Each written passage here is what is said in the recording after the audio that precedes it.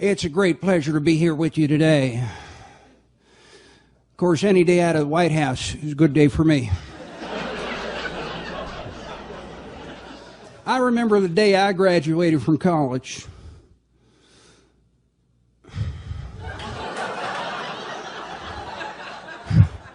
No, I don't.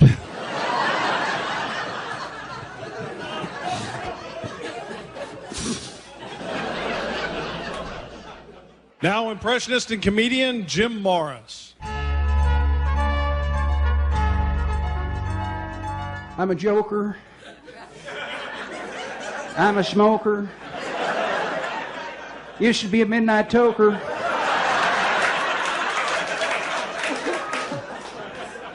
And today I get to be the decider.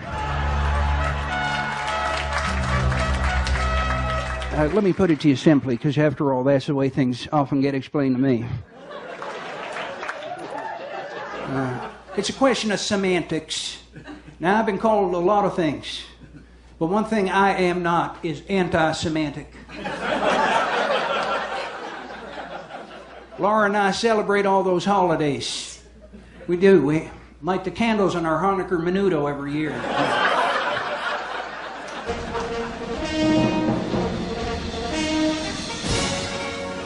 We're back on Larry King Live. The presidential campaign is in full swing. As we get closer to November, it's going to get hotter and hotter. The issue's dead serious, but you can count on Jim Morris to find the funny side of even a dry stump speech. With his uncanny impersonations, he becomes, before our very eyes, George Bush, Bill Clinton, even Al Gore. I'm Al Gore, and I'm the man who used to be the next president of the United States. A lot of people ask me if I will consider running again in 2008, and I tell them if I did win, I'd be concerned that with the current makeup of the Supreme Court, they'd probably overturn themselves and say that I did win in 2000 and now I can't succeed myself. The former president of the United States, Bill Clinton.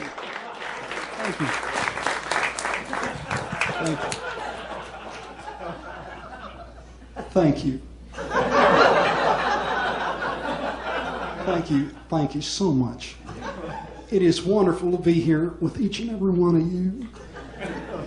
You know, over the past several years, we Americans had come to expect the same old song and dance from our leaders in Washington. We had been deceived, we had been cajoled, we had been lied to. We had been promised the pie in the sky, the moon and the stars, and a sunset stroll on a sandy beach. Hi, baby, how are you? Oh, wait. No, I'm sorry about that. What I meant to say... Mr. Clinton, certainly you're not going to hear me call him a failed, philandering, whoremongering hillbilly, saxophone-sucking former governor of a small southern state. That's not my style. Not going to do it, eh? Our great entertainer, the wonderful Jim Morris, is here tonight, and I get the feeling from having a little talk with him earlier that he's about to snuff out some of those 1,000 points of light. Now, I think this is the time we give thanks for what we have, and what we have is, well, what have you? There are many ways to preview George Bush's renomination speech tonight, but perhaps the most impactful is to interview somebody who can make himself sound just like the president. Jim Morris is, simply put, the best all-around political impressionist since David Fry, the voice of the ex-president's cartoons on Saturday Night Live. It's a pleasure to have you here, sir. I'm a big fan. Hey, Arabs, get them. Not real, Jerry. Don't mind him. He was never elected. That's okay. Neither was I.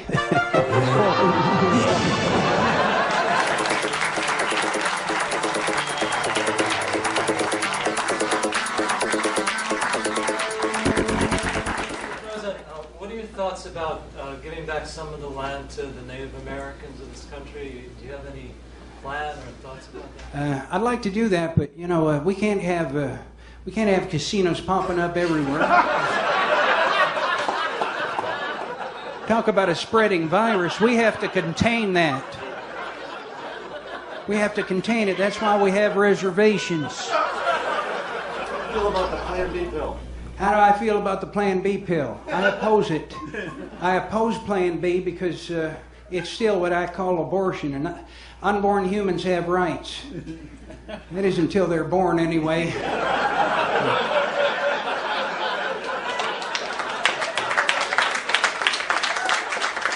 No, then they have the right to remain silent. Okay, pal. All right, buddy. You get the Constitution changed so you could run for another term. In 2008, run for another term in 2008. Let me ask you a question. What makes you think we're even going to hold that election in 2008?